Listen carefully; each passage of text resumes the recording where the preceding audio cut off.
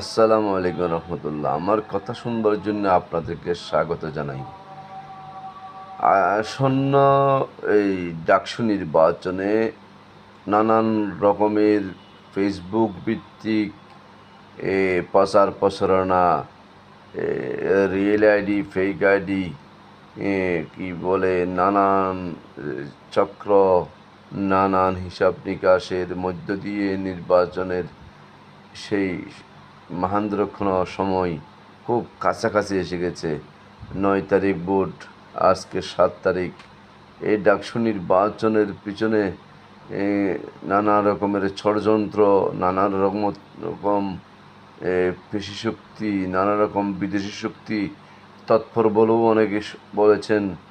অনেকে বলেছেন এই যে 71-এর পরাজিত শক্তিরা নানানভাবে ডাকসুকে দখল করে পরবর্তীতে তাদের দীর্ঘ এক পরিকল্পনা নিয়ে তারা মাঠে নেমেছেন।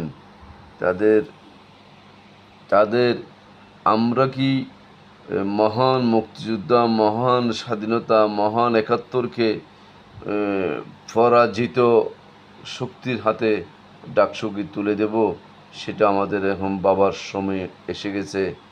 ডাকসুর নির্বাচন একটা মাইল ফলক পরিবর্তনের সম্ভাবনা রয়েছে।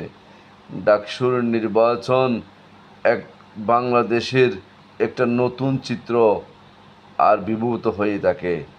ডাকসুর নির্বাচনের মধ্য দিয়ে ডাকসুর নির্বাচন দিয়ে একটা বড় একটা বিশাল নেতৃত্ব তৈরি হয়।